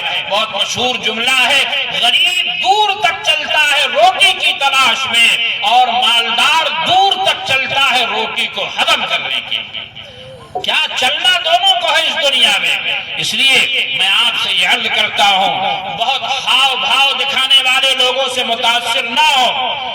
آپ اپنے بچوں کو اعلیٰ تعلیم دلانا چاہتے ہیں، یقیناً دلانا ہے، آپ وہ سسٹم اور نظام اپنے اسکول میں لے آئیے، اپنے مدرسے میں لے آئیے۔ سر-دست اکثر لوگوں نے اپنے بچوں کا ایڈمیشن کرا دیا ہوگا، جہاں آپ کے بچوں کا ایڈمیشن ہے وہاں ایڈمیشن رہنے دیجئے، آپ کے بچوں کا داخلہ وہیں رہنے دیجئے، لیکن جو چھوٹے بچے آپ کے ہیں، LKG UKG نرسری کے بچے ہیں، آپ ان بچوں کو مفتی احسان صاحب کے حوالے کیجئے۔ ایک کام تو آپ کو یہ کرنا ہے، اگلا جو عزم کا کام ہے وہ یہ ہے کہ آپ 5 پرائمری تک کا اس طرح کا نظام بنائیں گے کہ یہاں پورے سلیبس اور پورے نصاب تعلیم کے ساتھ آپ کا بچہ پڑھے۔ 5 یہاں سے نکلے، آپ کسی کالج میں لے جانا چاہیں انشاءاللہ آپ لے جائیے گا۔ مدرسوں میں پڑھانے والے لوگ آج بھی تدریس اور پڑھانے کو ڈیوٹی نہیں، الحمدللہ عبادت اور مشن بنا کر کام کرتے ہیں۔ آپ آئیے ہمارے مدرسوں میں، آپ دیکھیے صبح فجر کی اذان سے پہلے میرے مدرسے میں اس وقت اذان سے پونا گھنٹہ پہلے چھوٹے چھوٹے بچوں کو بیدار کیا جاتا ہے، اساتذہ 1 گھنٹہ پہلے اٹھ جاتے ہیں، پورا نظام ہے۔ نماز سے پہلے سارے بچے قرآن پاک لے کر بیٹھ جاتے ہیں، اذان ہوتی ہے، سبق شروع ہو چکا ہے، نماز ہوتی ہے، نماز کے بعد پڑھائی ہے، پھر اشراق پڑھ کے بچے اٹھتے ہیں، پونا گھنٹے میں نہانا دھلنا ناشتہ ہے، پھر بچے بیٹھ گئے، 11 بجے تک پڑھا۔ استاد نے صبح سے بچوں کی خدمت میں اپنے آپ کو لگائے رکھا، پہلے بچوں کو 11 بجے کھانا کھلائیں گے، بچے اپنے اپنے کمروں میں سو جائیں گے، تب کہیں جا کر استاد روٹی کھاتے ہیں۔ اب استاد آرام کریں گے، ظہر کے بعد عصر تک پھر پڑھائیں گے، عصر کے بعد بچے استاد فری، مغرب سے عشاء 2 گھنٹہ لگاتار پڑھائی، پھر بچوں کو کھانا کھلائیں گے، نماز عشاء پڑھائیں گے، عشاء کے بعد آزادی ہے، پڑھنا چاہیے تو پڑھیے ورنہ سو جائیے۔ یہ پورا سسٹم اور نظام مدرسوں کے اندر ہے، اور یہ اساتذہ اپنے کو 24 گھنٹے کا خدمت گزار بنا کر بچوں کے سامنے پیش کرتے ہیں۔ اور صرف یہی نہیں، آج تو ابھی ابتدائی زمانہ ہے، آپ آ کر دیکھیے مدرسہ جامعۃ الشیخ اسعد المدنی، یہ آپ کا ادارہ بدرہ پور پڑاؤ پر ہے، یہاں بنارس کے کئی چھوٹے چھوٹے بچے، مانی کے بچے اور جگہوں کے بچے چھوٹے چھوٹے آ کے، ابھی کل ایک بچہ کہنے لگا حضرت مولانا صاحب امی کے بغیر میں کبھی رہا نہیں ہوں، اور آنکھوں سے آنسو گر رہا ہے۔ میرے ساتھ میری اہلیہ بھی گئی تھی، وہ بھی رو دی، اور اپنے سے لگا کر چھوٹا بچہ، مولانا صاحب میں کبھی امی کو چھوڑ کر نہیں رہا ہوں، دل بہت گھبرا رہا ہے۔ مانی کا بچہ اور بنارس کے بچے روتے اور سسکیاں لیتے ہوئے کمروں میں نظر آتے ہیں. آپ بھی دیکھتے ہوں گے چھوٹے بچوں کو انتہائی قربانیوں کے ساتھ. یہ اساتذہ باپ بن کر ان کے لیے شفقت کا مظاہرہ بھی کرتے ہیں، ماں بن کر کھانا بھی کھلاتے ہیں. کبھی کبھی ماں باپ کا کردار ادا کرتے ہوئے چھوٹے بچوں کا خدا کی قسم کپڑا بھی دھل دیتے ہیں اور ناک بھی صاف کرتے ہیں. میرے بھائیوں، آج بھی مکاتب اور مدارس کو ایسے افراد حاصل ہیں جو صرف ڈیوٹی کرنا اپنی ذمہ داری نہیں، بلکہ بچوں کی خدمت کرنا اور تدریس اور پڑھانے کو اپنی زندگی کا مشن بنانا انہوں نے اپنے لیے لازم کر رکھا ہے. اس طرح کا ماحول پیدا کرنے کے لیے آپ اپنے اس مکتب کو پروان چڑھائیے. سب لوگ تیار ہیں بھائی؟ انشاءاللہ سب لوگ تیار ہیں. الحمدللہ میں نے پہلی درخواست یہ کی ہے، ہر گھر کے اندر آپ ایک صدقہ جاریہ کا بخش بنائیں گے اور مہینے کی آخری تاریخ میں جو بھی ہو جائے 10 روپیہ 50 روپیہ 100 روپیہ اپنے گھر کی تمام عورتوں کو ذمہ دار بنائیں، لا کر مفتی احسان صاحب کے حوالے کریں. پہلا کام تو ہمیں اور آپ کو یہ کرنا ہے. دوسرا کام یہ کرنا ہے، ہر دوسرے تیسرے چوتھے روز تھوڑی دیر کے لیے مدرسہ آنا ہے. کیا ہو رہا ہے، کتنے بچے آ رہے ہیں، کن گھروں کے بچے نہیں ہیں، آپ اس پر مشورہ کریں گے اور ان گھروں میں ملاقاتیں کریں گے. آپ دوسرا کام یہ ضرور سمجھیں، یہ بھی ایک تعاون کی شکل ہے. تیسرا کام آپ کو یہ کرنا ہے، ابھی آپ نرسری قائم کریں، باقی اگلے درجات کے لیے آپ اگلا پروگرام آئندہ بنائیں گے. سرے دست آپ کو ایک پروگرام یہ بنانا ہے کہ مفتی احسان صاحب یہاں موجود ہیں، آپ عصر بعد مغرب بعد یا عشاء بعد یا ظہر بعد ایسا نظام بنائیے جو بچے کانوینٹ میں جا رہے ہیں ان کو 1 گھنٹہ کے لیے اپنے پاس بلائیے. کانوینٹ میں وہ ساری تعلیم لے رہے ہیں، کیا نہیں مل رہا ہے؟ دینیات نہیں مل رہی ہے. آپ ان بچوں کو قرآن مجید اور اردو یہاں پڑھائیے، باقی سارے سبجیکٹ وہ وہاں پڑھ رہے ہیں. 1 گھنٹے کا آپ بیچ بنائیے، ظہر کے بعد سے لے کر 1 گھنٹہ، اس کے بعد 1 گھنٹہ، عصر کے بعد 1 گھنٹہ، مغرب کے بعد 1 گھنٹہ. 1 گھنٹے کی ترتیب کے مطابق کانوینٹ جانے والے بچوں کی ترتیب آپ بنائیں. بقیہ 2 3 4 گھنٹہ صبح کا جو ہے وہ آپ نرسری والے بچوں کے لیے متعین کر دیں. اگلا سیشن اور اگلا درجہ آپ قائم کرتے جائیے اور اسکول کو بڑھاتے جائیے. بڑی خوشی کی بات مجھے یہ سننے میں ملی حضرت مولانا محمد اشفاق صاحب کے ذریعے کہ آپ کا یہ مدرسہ مانیتا پراپت ہے. یہاں کی نرسری غالباً مانیتا پراپت ہے. ابھی پچھلے سال میں نے مانیتا لی ہے اور اپنے ضلع کے تقریباً 6 اسکولوں کو مانیتا 5 تک کی دلائی ہے. یہیں سے یہ بات چونکہ ممکن ہے بھائی لکھا آئے، اس لیے یہ بات عرض کر دوں کہ ایک بڑی رقم مجھے ادا کرنی پڑی اور سب سے ادا کروانی پڑی ہے. بہت آسان نہیں حضرت مولانا، یہ بہت بڑی نعمت ہے جو آپ کے گاؤں کو حاصل ہے کہ 5 تک کی تعلیم کے لیے آپ کے پاس مانیتا موجود ہے. آپ ٹی سی یہاں سے دے سکتے ہیں، آگے کی تعلیم کے لیے آپ کے پاس راہیں کھلی ہوئی ہیں. آپ ہمت کیجئے، آگے بڑھیے. آپ یہ مت دیکھیے کیسے ہوگا اور کہاں سے ہوگا. خدا کی قسم یہ اللہ کا کام ہے، پروردگار خود اتر کر نہیں آتے. ہاں اللہ تعالیٰ کام کرنے والوں کا ساتھ بھی نہیں چھوڑتے. آپ مسجد بنائیں، مدرسہ بنائیں، مکتب چلائیں، پروردگار لوگوں کو کھڑا کریں گے. آپ عزم اور ہمت کیجئے. سرے دست آپ کو نرسری کا نظام لے کر چلنا ہے. کانوینٹ میں جانے والے بچوں کے لیے 1 گھنٹے کا نظام بنانا ہے. آئندہ کے لیے پروگرام بنانا ہے کہ 5 تک کی مضبوط تعلیم آپ کے اس گاؤں میں انشاءاللہ قائم کی جائے گی اور بچوں کو تعلیم سستی فراہم کی جائے گی. مہنگی نہیں، تعلیم عمدہ بھی ہو، سستی بھی ہو. اگر آپ یہ کام اس ملک میں کر جاتے ہیں تو یہ بہت بڑی خدمت ہوگی، ملک کی بھی ہوگی، انسانیت کی بھی ہوگی، قوم کی بھی ہوگی اور اس گاؤں کی بھی ہوگی. میں سمجھتا ہوں کہ میری یہ گزارشات جو آپ کے سماعتوں کے حوالے میں نے کیا ہے، اگر آپ اسے قبول کرتے اور متفق ہیں تو ہاتھ اٹھا کر کہیں انشاءاللہ ہم سب اس بات کے لیے تیار ہیں کہ اگر آپس میں کوئی شکر رنجی اور اختلاف پیدا ہوتا ہے تو مل بیٹھ کر حل کریں گے انشاءاللہ، مل بیٹھ کر حل کریں گے۔ میں یہ بات اس لیے نہیں کہہ رہا ہوں کہ میرے سامنے اس طرح کی بات آئی، میں اپنے گاؤں شیرواں میرا گاؤں ہے، وہاں بھی مکتب نہیں چل رہا تھا، الحمدللہ ہم لوگوں نے مل کر محنت کی، آج 900 بچے اور بچیاں شیرواں کے مکتب میں ہیں۔ جو لوگ جانتے ہو شاید آپ پتہ لگا لیجئے گا، مدرسہ دار ارقم کے نام سے آج وہاں پرائمری بھی ہے، حفظ کی تعلیم بھی گاؤں میں ہوتی ہے، اور مدرسۃ البنات کے نام سے بچیوں کے عالمہ کا اسکول ہے، اور باہر کی دنیا میں کوئی چندہ نہیں ہے، صرف فیس اور گاؤں کے تعاون کے ذریعے سے مدرسے کی تعمیر بھی ہوئی ہے، اور آج مدرسہ چل بھی رہا ہے الحمدللہ۔ کیوں نہیں چلا سکتے ہم؟ اور آپ جب میں ہر مہینہ موبائل کو ہر گھر سے 2000 دے سکتا ہوں تو میں اپنے مکتب کو 200 کیوں نہیں دے سکتا؟ یہ دل پر لینے کی بات ہے۔ اس لیے میں آپ تمامی حضرات سے گزارش کروں گا، اختلافات، رائے میں اختلاف، کام میں اختلاف، یہ فطری چیز ہے، ہونا ہی ہونا ہے، لیکن اختلاف کو مل بیٹھ کر حل کریں گے تو انشاءاللہ مسائل حل بھی ہو جائیں گے۔ اسے ذاتیات کا مسئلہ نہ بنائیے۔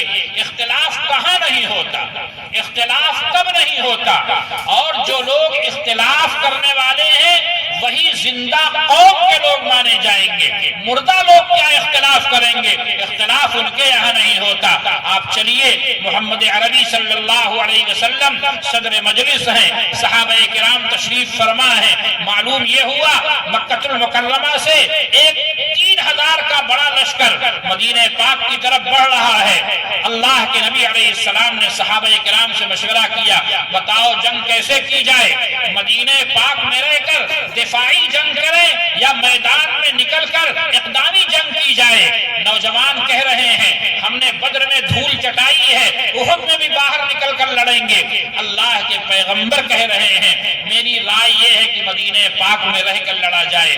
حضرت ابو بکر کہہ رہے ہیں میری بھی رائے ہے کہ مدینہ پاک میں رہ کر لڑا جائے، لیکن رائے ہے، حکم نہیں ہے۔ اللہ کے پیغمبر کے رائے کے خلاف بہت سے صحابہ اور نوجوان صحابہ خاص طور پر نہیں، ہم بزدلوں کی طرح گھروں میں بیٹھ کر ان کا انتظار نہیں کریں گے، باہر نکل کر انہیں دو بدو جواب دیں گے، اور ہم جس طرح بدر کے اندر ان کے سرداروں کو جہنم رسید کرائے ہیں ایسے ہی احد میں بھی چلیں گے۔ اللہ کے پیغمبر علیہ السلام نے جب صحابہ کرام کی اکثریت کو دیکھا کہ صحابہ باہر نکل کر لڑنے کے لیے رائے رکھتے ہیں تو آپ نے فرمایا ہاں باہر نکل کر لڑا جائے گا۔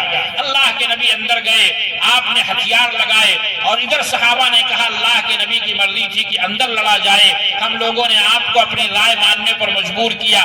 پیارے آقا باہر آئے، اب صحابہ کرام میں بعض بوڑھے قسم کے لوگوں نے کہا آپ کی جو رائے تھی اسی پر عمل ہو جائے۔ اللہ کے نبی علیہ السلام نے فرمایا نہیں، وہ مشورہ تھا، ایک فیصلہ ہو چکا ہے اور اللہ کا حکم ہے فَإِذَا عَزَمْتَ فَتَوَكَّلْ عَلَى اللَّهِ، جب ارادہ کر لیا اور فیصلہ کر لیا تو بھروسہ اللہ پر رکھو۔ جب فیصلہ ہو چکا ہے تو اب میری اور آپ کی کیا رائے تھی یہ بحث نہیں ہے، اور یہ بہت زیادہ ہمارے اور آپ کے لیے اہم نہیں ہے۔ فیصلہ ہو جانے کے بعد اب وہی عمل ہوگا جو فیصلہ کیا جا چکا ہے۔ زیادہ اختلاف ہونا یہ تو فطرت کی چیز ہے۔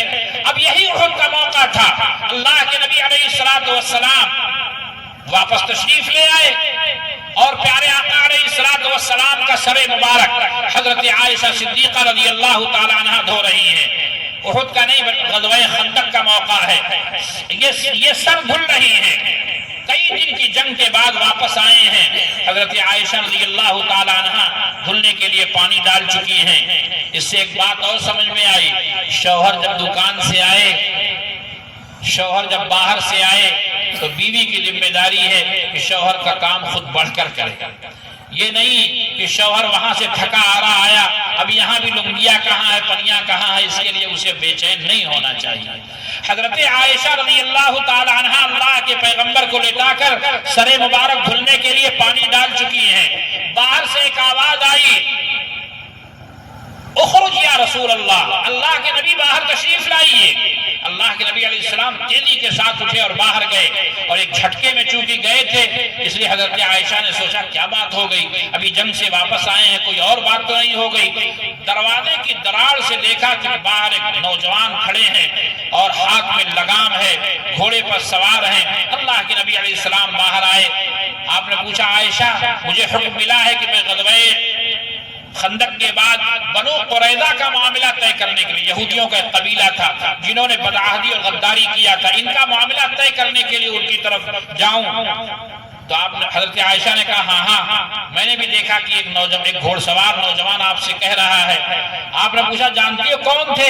کہا ہاں حضرت دحیہ کلبی تھے آپ کے صحابی۔ کہا نہیں یہ حضرت جبریل امین تھے، یہ حضرت جبریل امین تھے جو دحیہ کلبی کی شکل میں آئے تھے۔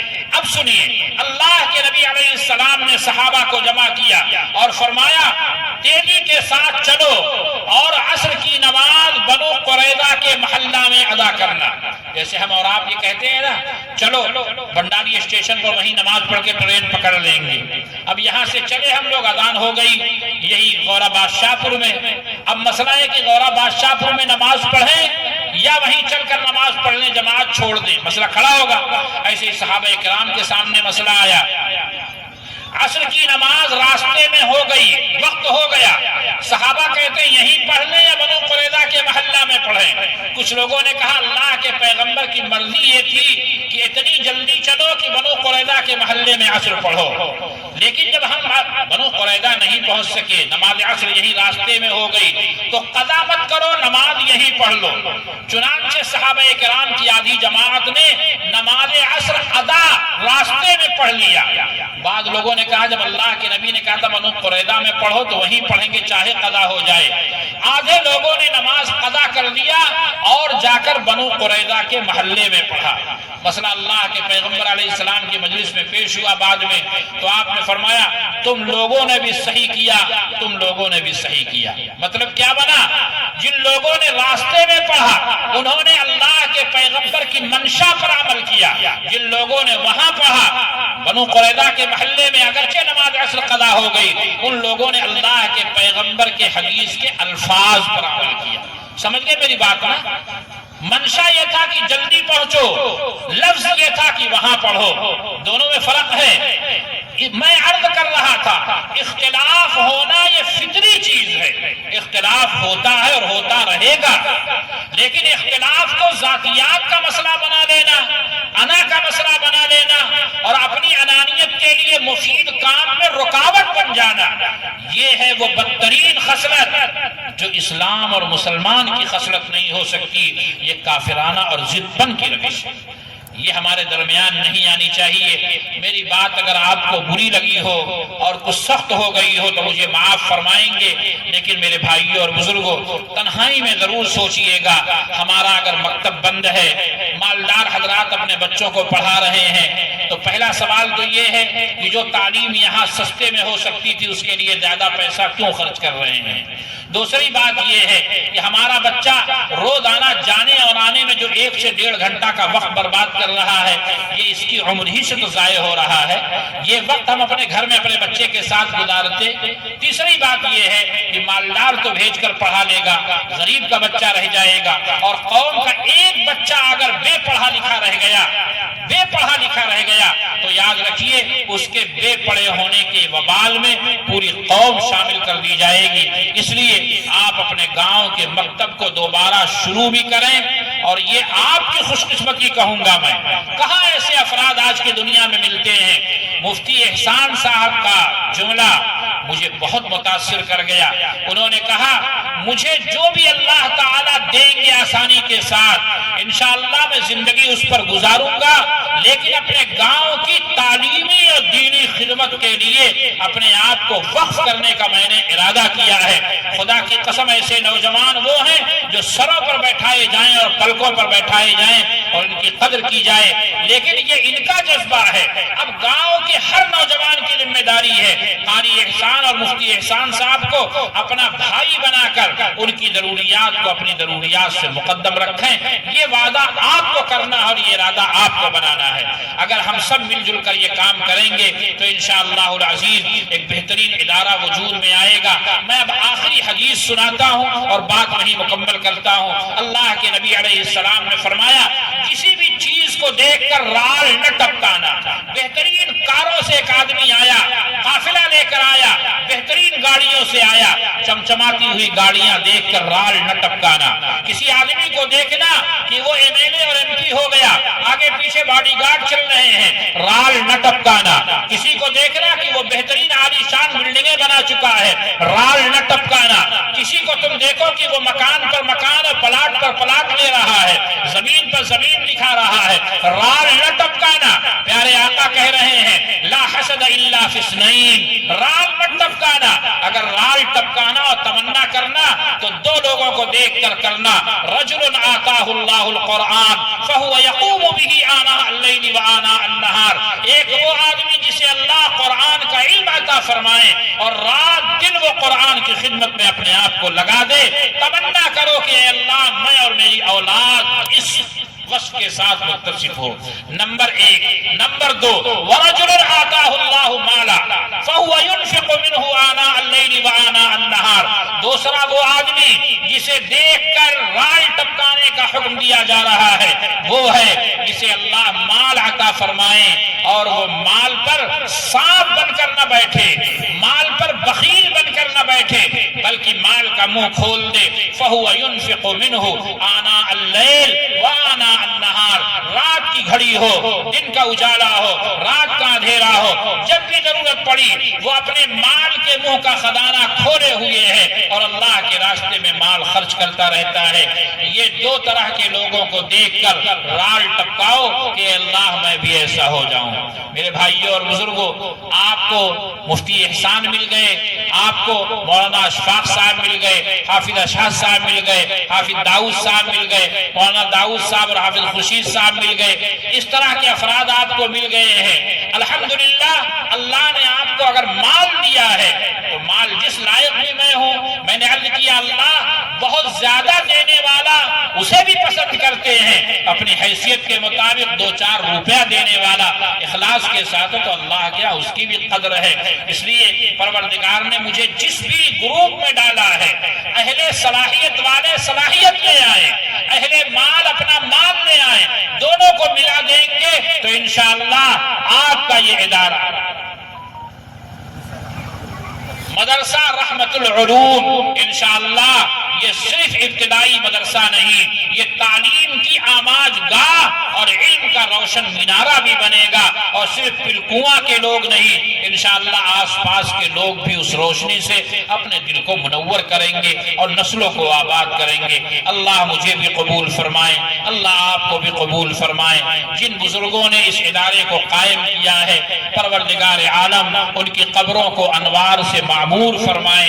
اللہ تعالیٰ انہیں کروڑ کروڑ سکون عطا فرمائے, ان کی نسلوں میں دین زندہ فرمائے. اللہ تعالیٰ اس ادارے کو قیامت کی صبح تک کے لیے قبول فرمائے اور ہم سب کو قبولیت کا ذریعہ بنائے. آمین. وآخر دعوانا ان الحمدللہ رب العالمین. چونکہ آپ